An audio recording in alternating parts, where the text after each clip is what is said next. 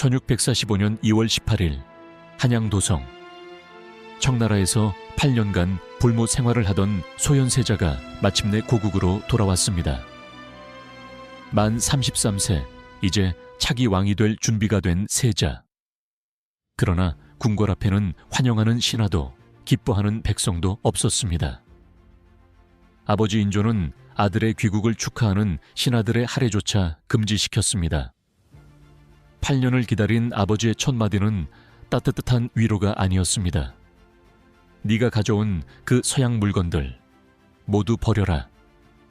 소현세자가 심혈을 기울여 가져온 천문기구, 서양 서적, 청나라의 선진 문물들, 조선의 미래를 위해 준비한 것들이었습니다. 하지만 인조의 눈에는 오랑캐의 물건, 아들의 배신으로만 보였습니다. 그리고 3개월 후인 5월, 소현세자는 갑자기 병에 걸렸고 단 3일 만에 급사했습니다. 실록은 기록합니다. 온몸이 검은빛으로 변했고 이목구비 7구멍에서 모두 선혈이 흘러나왔다. 명백한 독살의 징후였습니다. 과연 누가 차기 왕을 죽였을까요? 그리고 왜? 이야기는 9년 전으로 거슬러 올라갑니다. 1636년 12월 병자호란. 청나라 12만 대군이 조선을 침략했습니다. 인조는 남한산성으로 도망쳤고 만 24세 소현세자는 아버지와 함께 47리를 버텼습니다. 그러나 1637년 1월 30일 굴욕의 날이 찾아왔습니다. 삼전도. 조선 국왕 인조는 청황제 앞에 무릎을 꿇고 이마가 터지도록 땅바닥에 머리를 찧었습니다. 3번 절하고 9번 머리를 조아리는 삼배구고두레. 25세의 젊은 소현세자는 이 장면을 똑똑히 봤습니다. 아버지의 굴욕, 조선의 굴욕을. 청나라의 조건은 명확했습니다. 조선 왕세자와 둘째 왕자를 인질로 넘겨라. 만약 인조가 배신하면 우리가 왕세자를 왕으로 세우겠다. 소현세자와 동생 복림대군 훗날의 효종은 그날 바로 청나라로 끌려갔습니다. 아내 강빈과 갓 태어난 아들 석철까지 함께였습니다. 청나라의 조건은 인조에게는 악몽이었습니다. 네가 배신하면 네 아들을 왕으로 세우겠다. 이 말은 곧 인조가 폐위될 수 있다는 뜻이었습니다. 그날부터 인조의 마음속에는 씨앗이 심어졌습니다. 아들에 대한 의심, 두려움, 그리고 증오. 심양. 청나라의 수도에서 소현세자는 달라지기 시작했습니다. 동생 복림대군이 청나라를 적으로만 여기며 복수를 꿈꿨다면 소현세자는 현실을 직시했습니다. 조선이 우물 안개굴이었다는 것을.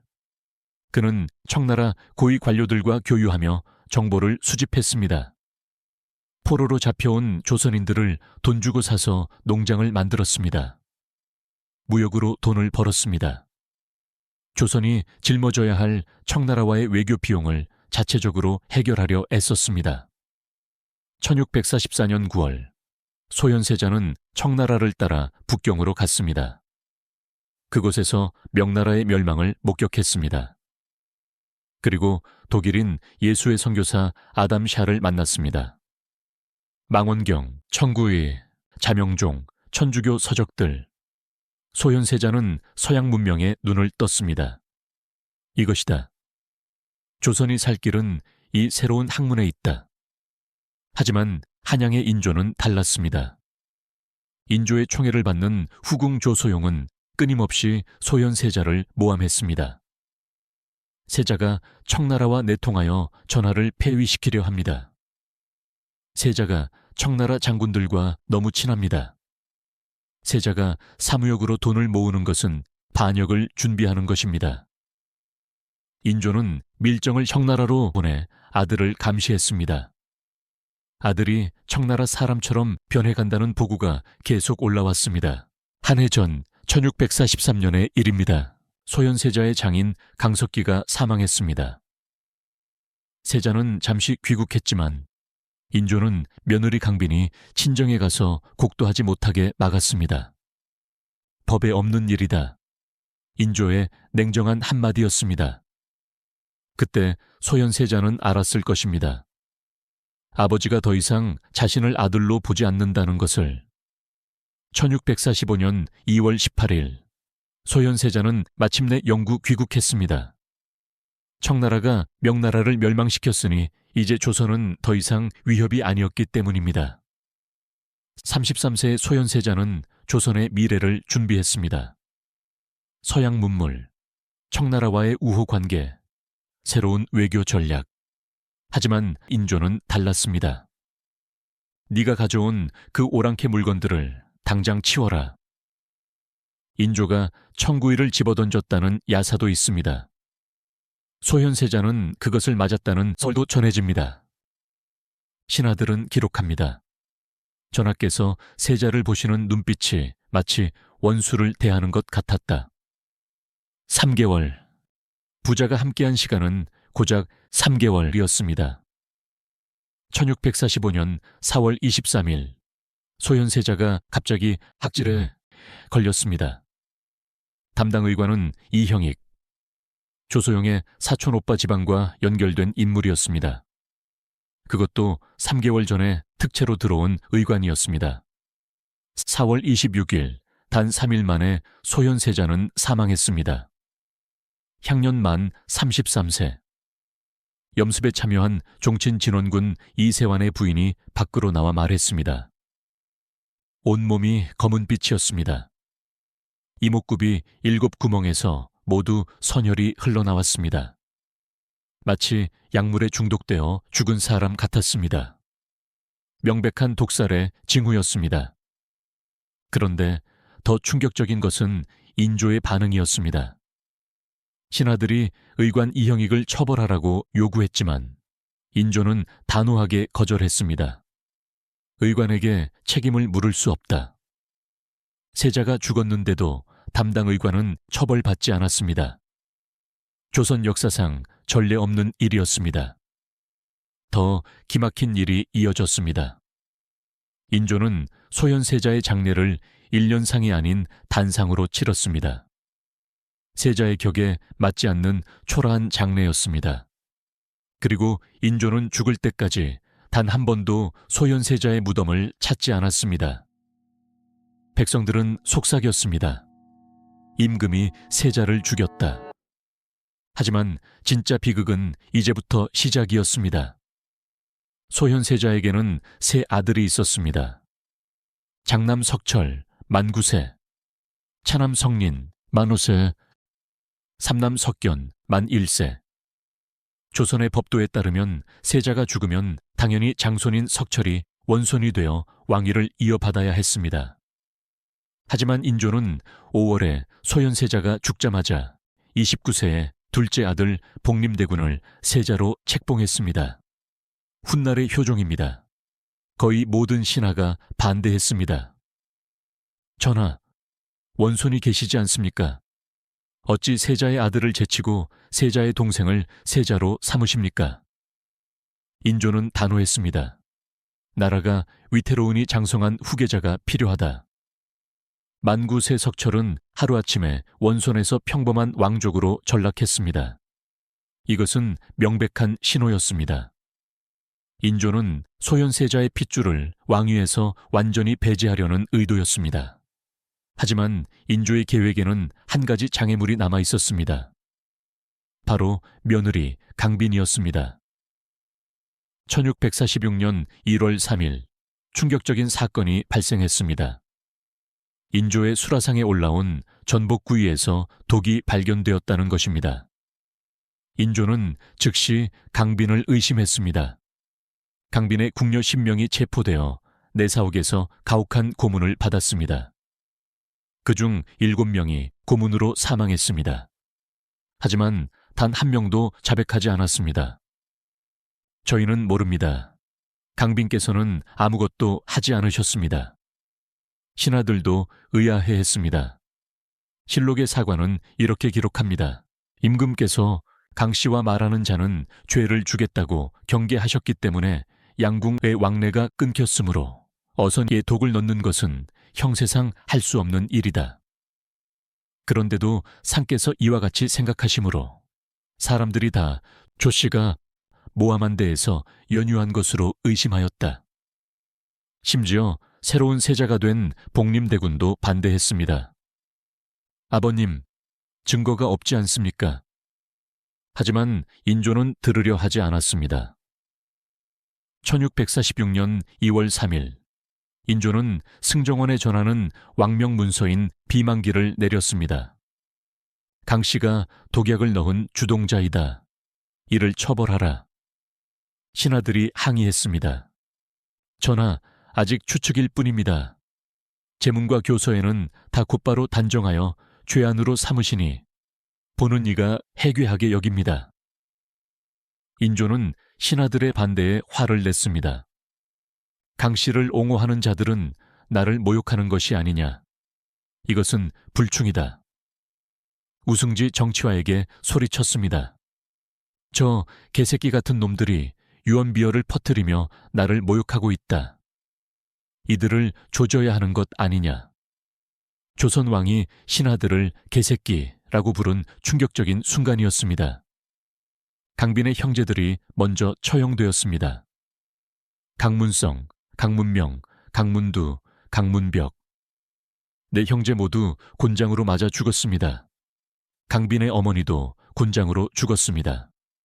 이제 강빈만 남았습니다. 1646년 3월 15일, 만 35세의 민회빈 강씨는 폐서인이 되어 친정으로 쫓겨났습니다. 의금부 도사 오이규가 검은가함에 강씨를 태워 선인문을 통해 궁을 나갔습니다. 거리에는 백성들이 담장처럼 둘러서서 이 광경을 지켜봤습니다. 세자빈마마, 억울하십니다. 남녀노소가 분주히 오가며 한탄했습니다. 모두가 알고 있었습니다. 이것은 조작된 역모라는 것을. 친정집에 도착한 강빈 앞에 사약이 놓였습니다. 실록은 기록합니다. 그러나 그 죄악이 아직 밝게 드러나지 않았는데 단지 추측만을 가지고서 법을 집행하였기 때문에 안팎의 민심이 수긍하지 않고 모두 조소용에게 죄를 돌렸다. 강빈은 죽기 전 손가락을 잘라 혈서를 남겼습니다. 나의 억울함을 꼭 풀어다오. 너희 아버지를 기억하라. 그리고 사약을 마셨습니다. JTBC 드라마 궁중잔혹사 꽃들의 전쟁은 이 장면을 비교적 사실적으로 재현했습니다. 사약 한 사발을 다 마셨음에도 피만 토할 뿐 숨이 끊어지지 않아 고통스러워했고 몇 시간이 지나서야 숨이 끊어졌다고 합니다. 소현세자가 죽은 지 정확히 11개월 만이었습니다.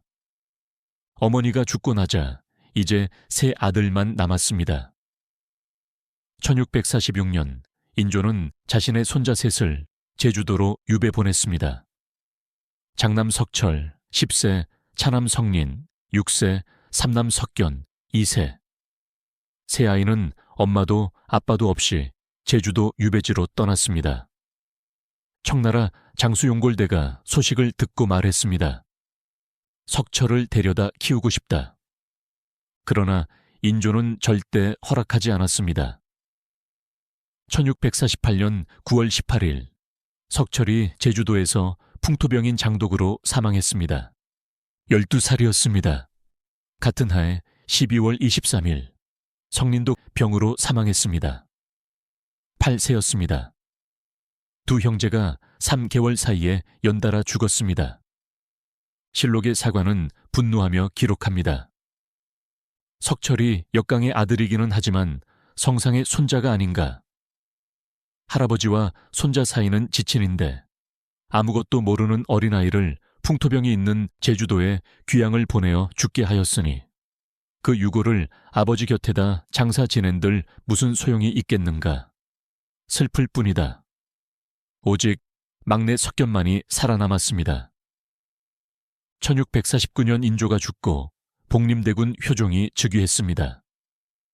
효종은 1650년 석견을 제주도에서 강화도로 옮겼고 1656년 유배를 풀어주었습니다. 1659년 석견을 경안군으로 복권시켰습니다. 그러나 경안군 이석견은 1665년 온천으로 요양을 가다가 병으로 사망했습니다. 향년 21세. 오랜 유배 생활의 후유증이었습니다.